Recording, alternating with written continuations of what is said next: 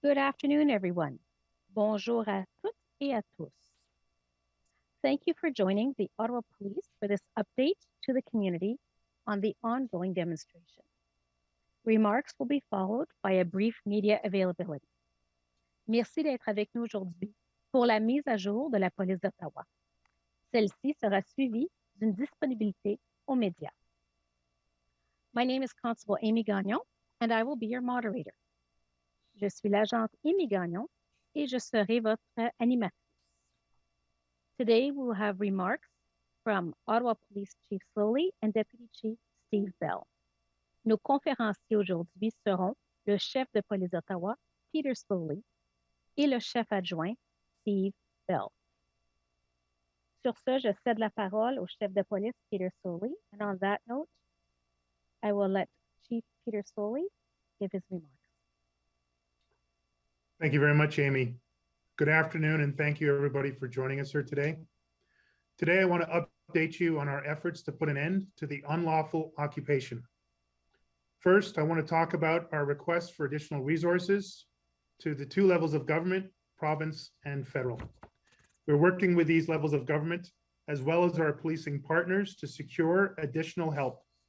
There are positive ongoing discussions that have happened over the last 2 days. I want to reinforce more reinforcements, more resources means a faster set of results to end this unlawful demonstration. Over the last 24 hours, we've continued to do everything we have with the resources that we have to reduce the footprint of the occupation and the effects of the demonstration and the unlawful conduct around the demonstration through a combination of negotiation and enforcement. In particular, I can report that we have negotiated the departure of 12 trucks from the Coventry Road encampment and 10 trucks from the Wellington footprint. Firewood and fuel continue to be interdicted and seized. Criminal charges are being laid in relation to these activities. There have been over 1,700 tickets issued. There have been a total of 25 arrests to date, including criminal charges for mischief and menacing behavior. We have 126 active criminal investigations, and we have over 400 hate incidents that have been reported to our hate hotline, all of which are being investigated. We are making progress, and the key to success, again, is more resources to safely, lawfully, and swiftly end this demonstration.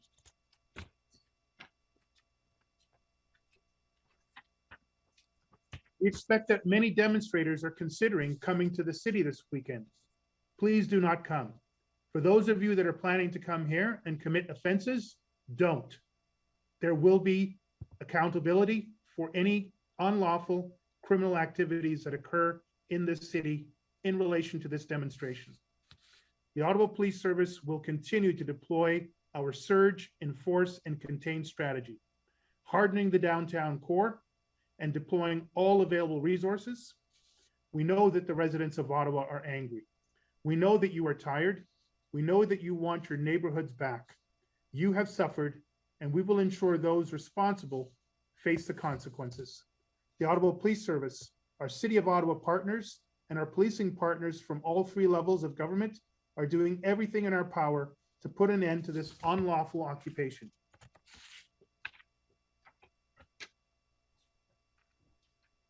I want to thank every member of our service. You have stepped up in every manageable way to protect our residents and keep our city safe. Our city and our service owe each of you an immeasurable debt of gratitude. Thank you. I also want to thank all community members, organizations, service providers, and public officials who have worked in support of our efforts to date. Thank you, and I'm prepared to take questions at this point.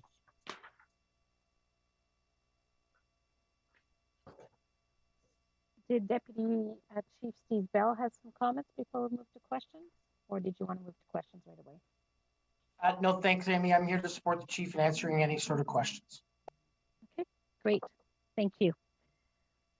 So we'll proceed by alphabetical order with media outlets. We'll be beginning with our local media. Then we will be going to national media. You may ask one question each. And it's a reminder to put your microphone on mute until I invite you to ask your question. Please do not raise your hand. We do have a list that we will be following. We have 15 to 20 minutes. Alors, nous allons maintenant répondre aux questions de chaque média par ordre alphabétique. Nous commencerons avec les médias locaux. Ensuite, nous passerons aux médias nationaux. Vous allez pouvoir poser une question chaque. J'aimerais rappeler aux médias de désactiver votre micro jusqu'à ce que je vous invite à poser une question. Vous n'avez pas besoin de lever votre main. Nous avons une liste des médias présents. Nous avons environ 15 à 20 minutes. So we will begin. Nous commencerons avec Jadrino. Alors, Jadrino, ça sera à toi. Jadrino, if you have a question. Merci, Amy. Vous m'entendez bien? Mr. Sloly, you were estimating the cost per day at the beginning of the protest at roughly 800,000 per day. Are we at the same number? Is that meaning? Does that mean that we're over 10 million and plus of extra costs of police services? Thank you very much for your question. It has been fluctuating between $700,000 and $800,000. As more police resources have been coming in, those costs are increasing. So your number is accurate based on the estimate that we've been given. However, again, we have still not received all of the total costs to date. That's likely going to be on the low side. Merci. Thank you, Jadrino. We will now go to CBC, and I have Guy Quenneville. So, Guy, you can ask a question. Hello, can you hear me? We sure can. Go ahead. Thank you so much for your time. As you mentioned, Chief, citizens of Ottawa are facing the prospect of a third straight weekend of these demonstrators, which tends to be the most ramped up time of activity. And you also touched on the expected reinforcements or the request for them anyway, but I'm still not hearing exactly when those reinforcements are going to arrive, in particular, if they're going to arrive in time for the weekend and that period of heightened activity. I mean, we heard today that RCMP will be sending reinforcements, but do you have any new information on when RCMP reinforcements or reinforcements from any other agency will actually be part of your response on the ground? And do you hope to further reduce the footprint of the demonstration and also get rid of the supply satellite sites that are also cropping up this weekend or soon after with the help of those reinforcements, should they actually arrive this weekend? Thank you, Guy. And as I said, more resources, more reinforcements means more results, quicker results, safer results. But thank you. Yes, I can advise the 250 RCMP officers that were announced on Monday at our board meeting. We continue to swear them in on a daily basis and deploy them into our operations. They've been incredibly helpful. Already 2 of their officers, in addition to helping with the demonstration, used Narcan to save a life. We are expecting from the GTHA a number of public order units that will be arriving in the next 12 hours and over the next 48 hours to reinforce our public order units that are already in the city.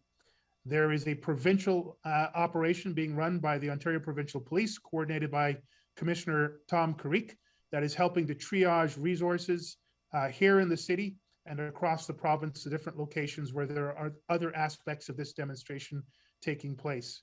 There is a strong level of coordination and communication between all 3 levels of policing and public safety agencies, and we're expecting more announcements around resources coming into the city. As they arrive, they will continue to advance our efforts to end this demonstration as quickly and as safely as possible.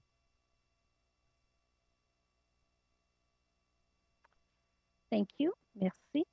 We'll now go to City News. Alex Gouge. Alex, you'll be able to ask your question shortly.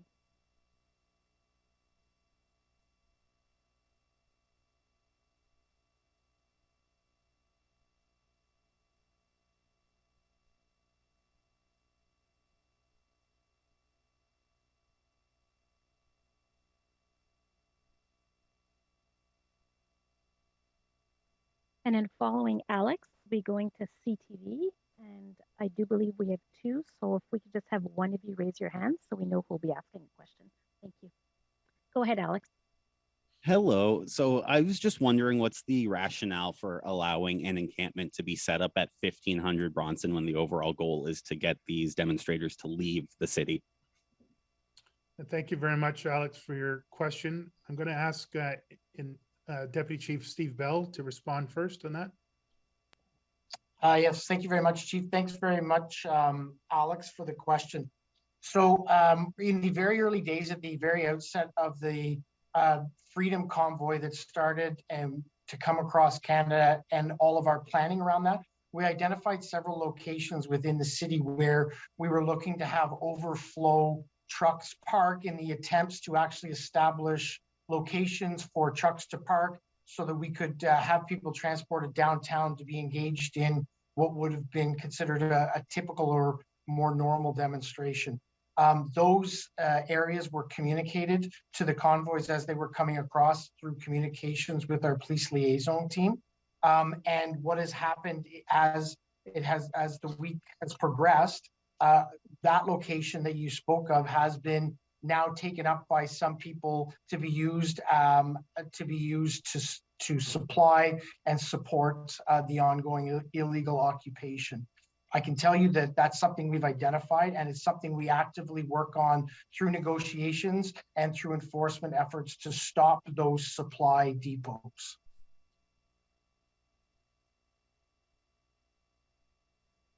Great, thank you. And I see that Jérémy Charon from CTV. So Jérémy, you'll be able to ask your question shortly. And I see that Global News Ottawa is logged on. If you do have a question, I'm going to ask Global to raise your hand so that we know that you'll be next. Thank you. Jérémy, you may go ahead. Hi there, can you hear me?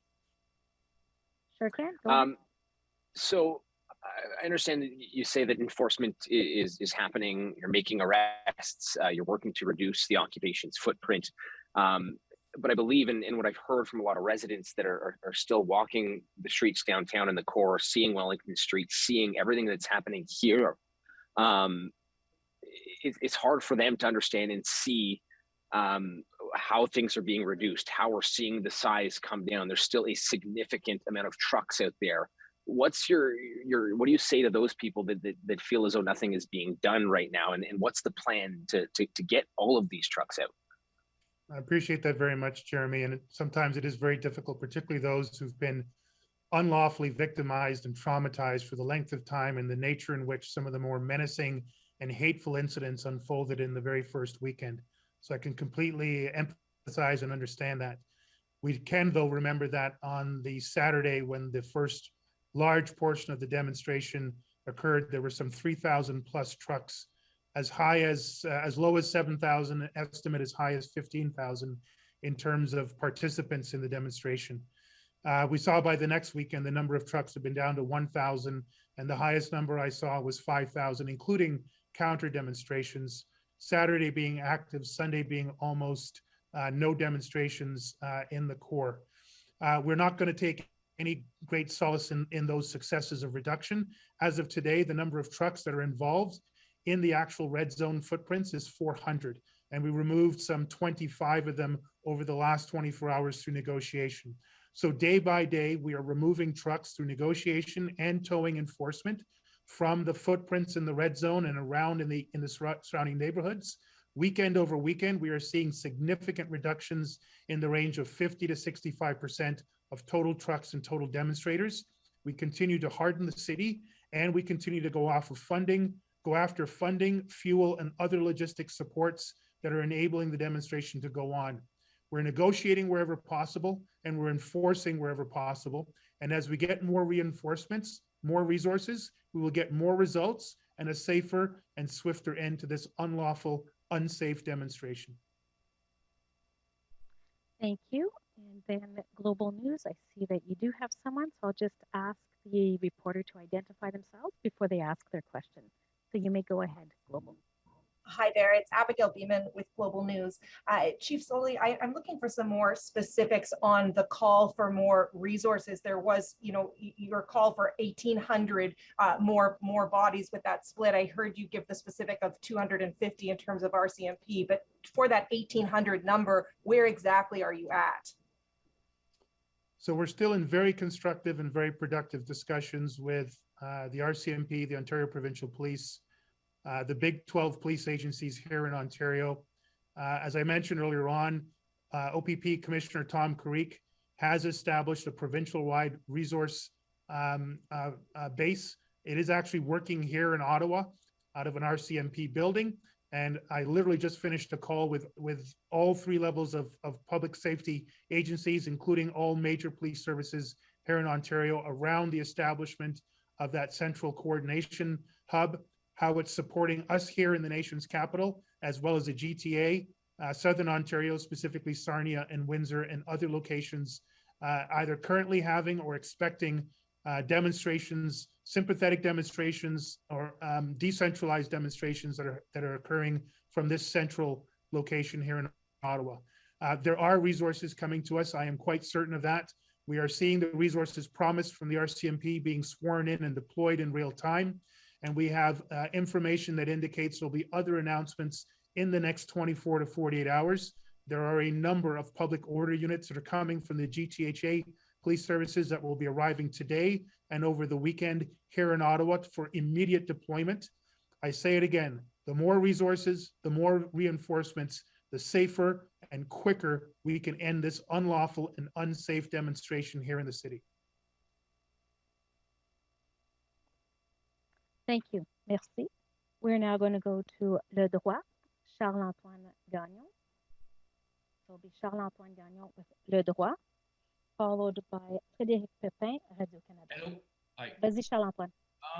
You say that you negotiated the removal of 12 trucks at Coventry Road and another 10 trucks left downtown core. Are we talking about the big one, the pickup trucks, first of all? And when you talk about negotiated the removal, what did you say to them for them to leave? Well, thank you very much. And yes, when I reference those vehicles that left, those are all trucks, the large trucks. The negotiations have been ongoing, literally ongoing from before the first convoys arrived in Ottawa. And in every one of those cases, we have reinforced that demonstrators arriving here need to do so peacefully, need to do so lawfully. And if they intend to do anything otherwise unlawful, they should not come. Otherwise, they will face consequences. In every one of the negotiations, we have tried to find a peaceful and lawful way for individuals or groups of individuals, including the vehicles and conveyances that they've brought here, to leave peacefully, lawfully. We have also been very clear that unlawful behavior will be met with consequences. In the cases that we talked about in the last 24 hours, we were able, through a very skilled and dedicated group of police liaison officers and expert negotiators that have been brought in from across the province, to convince people who feel that they came here, have made their points, are now suffering potentially jeopardy for any unlawful activity, to return to their homes and bring their vehicles with them. And that's what we've reported on today. That has continued from every day since we started, and it will continue to the very last day when the very last truck and demonstrator leaves here, either through negotiation or through enforcement. Merci. Thank you. Now we're going to Frédéric Pépin avec Radio-Canada. Vas-y, Frédéric. Oh, hi, Chief Sloly. So yesterday you guys sent a release saying that protesters that block the streets, they could be fined, they can even face arrests. A few days prior, you guys were saying people that are bringing gas in, you could be arrested. So we still see this gas being brought in, and we still see trucks that are blocking the streets. So what's the strategy here, Chief Sloly? Thank you, Frederick. And you're absolutely right. We are not able, with the resources that we have right now, to interdict all the sources of supports that are going to the demonstrators. When we get more resources, we will be able to take out fully those supply bases. We will be able to fully interdict those people bringing in gas canisters. We'll be able to deploy enough resources to tag and tow and arrest those people who are committing bylaw offenses, provincial offenses, or federal offenses, particularly criminal code offenses. That is exactly why we made the resource request of the 1,800 resources. And that is why we're grateful for the support of the mayor and the chair for the letters that they sent to the provincial government and to the federal government. And that is why I have spent every day since this demonstration started trying to get more resources. More resources, more reinforcements means more results. A speedier, safer, more lawful end to this unlawful and unsafe demonstration. Thank you. We'll now be going to CTV National, Annie Bergeron-Olivier, followed by Globe and Mail, Christy Kirkhope. So Annie, shouldn't be long. You can go ahead and ask your question. Hi, thank you very much for taking my question. There are still hundreds of trucks in the downtown core, as you mentioned, and you talked earlier this week about the inability to get tow trucks to get on side to help Ottawa Police move them. Have any of the tow truck operators, including any of those previously contracted to work with police, have they been amenable to moving trucks if asked by Ottawa Police? And if not, why? Thank you, Annie. It's a great question. I can tell you this, at least one of the major tow trucks that would have been able to supply us with the logistics to tow illegal vehicles and to a significant degree reduce the size of the demonstration has been threatened themselves. They have been threatened through some sophisticated online activities and direct threats to harm to their employees and their business. There is a full criminal investigation going into those threats. In other cases, we have had uncooperative private sector agents that we've contacted. And so it's been incredibly difficult. Again, I was on a call with the chiefs of police from across the province. I've heard from the chief of police in Windsor has faced exactly the same problems. Uncooperative agents down there, or people who themselves have been threatened to not participate and support in police operations to remove the demonstrators that are blocking the international bridge to the United States. We've heard this from Coots, Alberta, from the RCMP operations out there. This is a significant logistical impasse, and we're doing everything we can to get past it. We have looked at all sorts of options, and we're looking at all sorts of joint procurement efforts, including across the country and south of the border. We are considering other methods that may allow us to not need to use tow trucks to the extent we initially thought. All options are on the table. Thank you. And we'll be going to the Globe and Mail, Christy Kirkup, followed by the National Post, Ryan Tumulty. It won't be long. It'll be Christy Kirkup. And we will come back to CBC National, Stephen Hoff, after. So it'll be Globe and Mail, Christy, National Post, Ryan, and in CBC National, Stephen Hoff. Hi, good afternoon. Chief Sloly, I'm wondering how concerned are you about the fact that some of the organizers involved in the convoy have military and RCMP backgrounds, and I'm wondering to what extent has this contributed to reluctance or any reluctance to be more aggressive in terms of enforcement efforts? Christy, let me be clear. There is no reluctance to be involved in enforcement efforts. We have been enforcing the law from day one, and we continue to do so. As more resources become available, as we move the size of the demonstration and contain it to greater degrees, we've redeployed those resources into enforcement. Our charges are up, our arrests are up, we're towing more trucks, and we're able to be able to demonstrate, to negotiate with demonstrators in a more forceful way. So again, enforcement has and will continue to increase as resources become more available. In regards to the capabilities of the overarching demonstration, I've been clear from the beginning. This is an unprecedented demonstration. It has significant levels of fundraising, coordination, communication. They have command centers established here and across the country and beyond this country.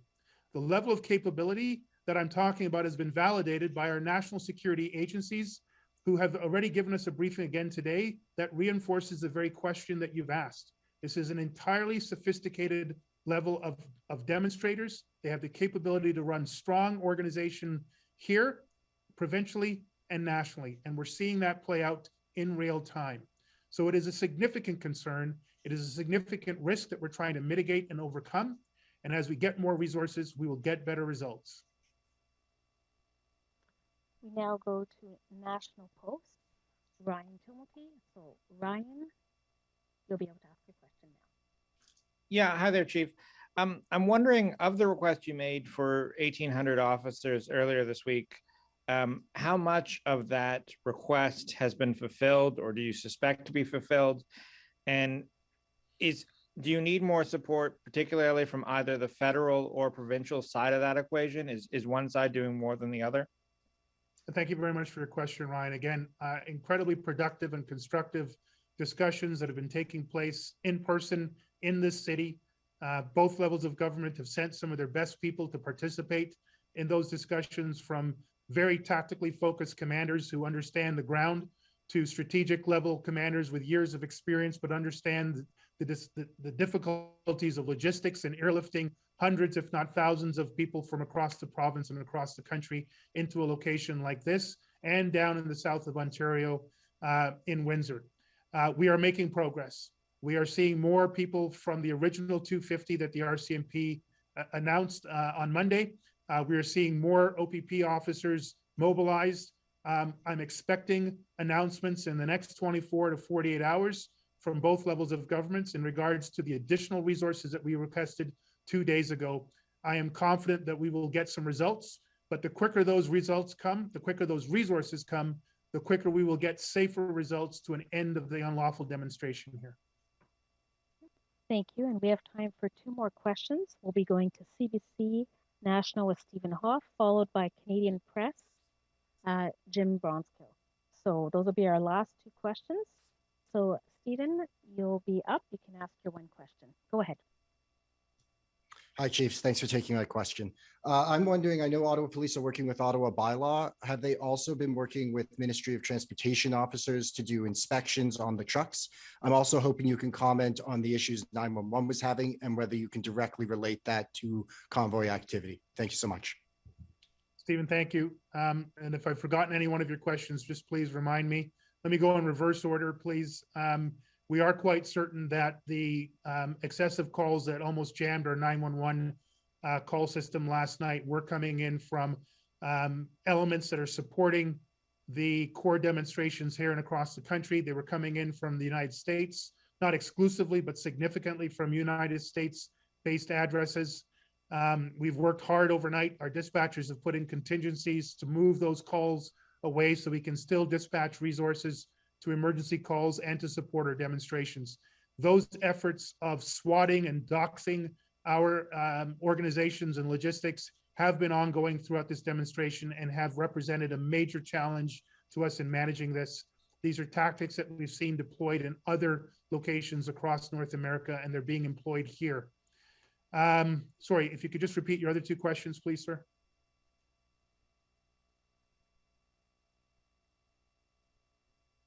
Just one other question. Are you working with Ministry of Transportation inspections to escort them into the red zone and look at possible violations there? I know this was done in Quebec City last weekend. I'm just wondering if it's happening here. Yes, thank you very much. And in fact, it was the Quebec City example that we were looking to leverage. Literally at the same time, we had the demonstration down in the GTA, Toronto specifically. And then in the last 48 hours, we've seen demonstrations in Windsor, Sarnia, and I think 2 other locations in the province. We are all now seeking the supports of the MTO around similar demonstrations.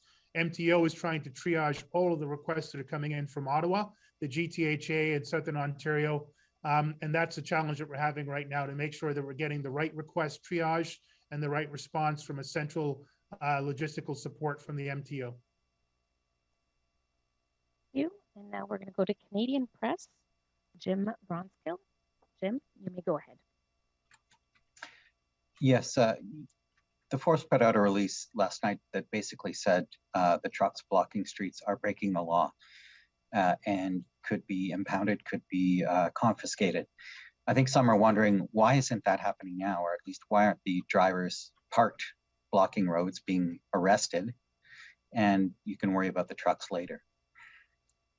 Thank you very much, Jim. And again, I'll go back to it. We have been making arrests of people who are unlawfully driving or using their vehicles in any way. A range of arrests and charges have been made. That will continue as it has from the first day to the last day. And investigations and prosecutions of those who broke the law, particularly the criminal law, will continue in perpetuity until they're brought into justice in one way or the other, no matter where they live in this country. I'll come back to it again. As soon as we get more resources that we can free up from reducing the size of the demonstration, we apply those resources immediately to enforcement of those laws.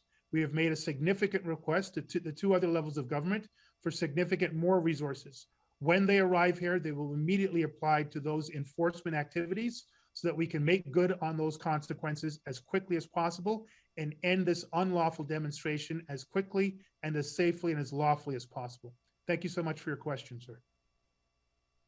That ends the time we have today. Alors, cela termine la période de questions que nous avons. Madame Gagnon, est-ce qu'on peut avoir un statement en français? Oui, je vais vous le donner. Je vais juste laisser le chef partir parce qu'il va devoir partir. Et puis, alors juste patienter une minute. And those, we apologize to the media we did not get to. You will be prioritized on our next media availability. Alors, on s'excuse aux médias qui n'ont pas pu poser de questions. Vous seriez notre priorité à la prochaine disponibilité médiatique. Please remember to put the media that you are with so we can ensure that all media have questions. Alors, on vous rappelle, lorsque vous mettez votre nom, mettez le média pour lequel vous appartenez aussi. D'accord? So, Chief and Deputy, you can go and I'll provide a French statement to those that are online for French. Alors, Frédéric, oui, Amy, oui, est-ce qu'il y a quelque chose de précis oui, que tu aimerais que je répète en français? Oui, la mise à jour sur le nombre, les chiffres, les nombres d'accusations et pas des arrestations, mais les tickets, là, les constats d'infraction qui ont été remis. Les constats d'infraction. Puis si ce serait possible, on aimerait avoir une réaction. Je ne sais pas si le chef Sloly l'a mentionné, mais sur les 911, si tu peux me donner quelque chose sur les appels au 911, on aimerait savoir c'est quoi la réaction de la police. On a vu votre tweet, mais on voudrait l'avoir comme ça aussi. Pas de problème. Alors, je vais commencer justement avec le 911. Et Amy, est-ce que je peux te voir ou est-ce que tu n'as pas l'option de la caméra? J'ai l'option de la caméra, mais je n'ai pas un arrière-plan qui est merveilleux. Tu n'étais pas prête pour ça, hein, Amy? Non, pas tout à fait. Alors, je vais te donner de l'audio pour aujourd'hui. OK, parfait. Oui, ça va être excellent. OK. Alors, juste un instant.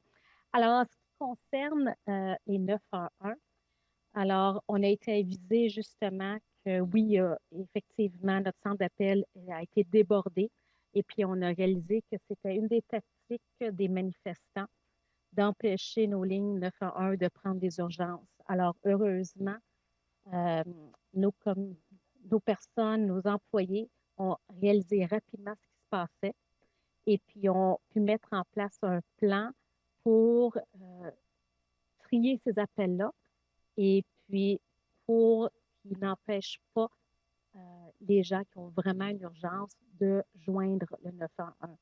Alors, on a pu rapidement mettre en place une personne ou plusieurs personnes qui ont pris ces appels-là et puis nos agents au 911 ont pu continuer de prendre les appels et de vraiment répondre aux appels d'urgence pour permettre aux agents de vraiment continuer à faire nos devoirs en tant que policiers de la ville d'Ottawa.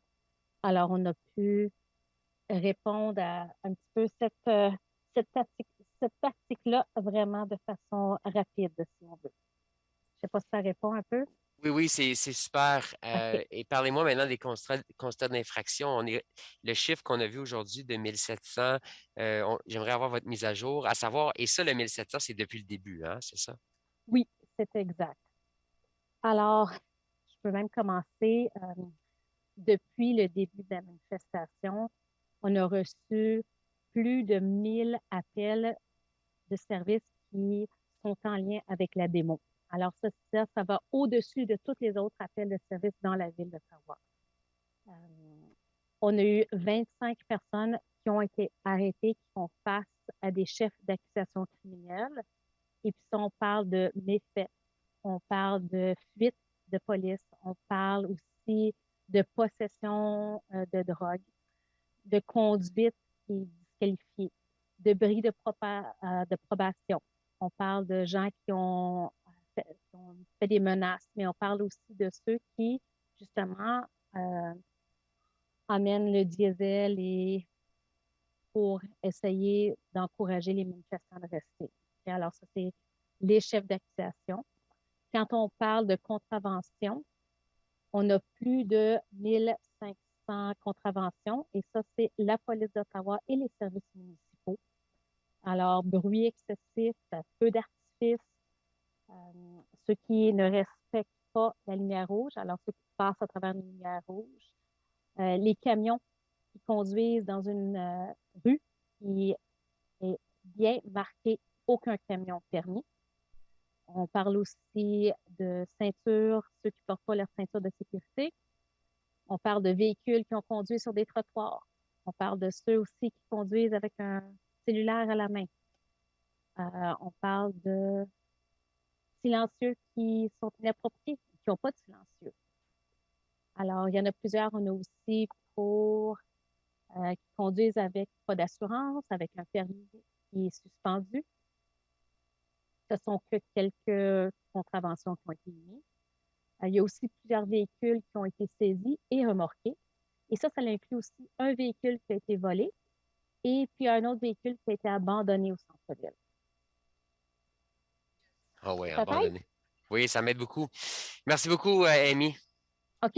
Juste un instant, je veux aussi ajouter qu'on a aussi 126 enquêtes criminelles qui sont actives et puis qui sont en lien avec la manifestation. 126, c'est bien noté. Merci. OK. Merci, Amy. De rien, Frédéric. Au revoir.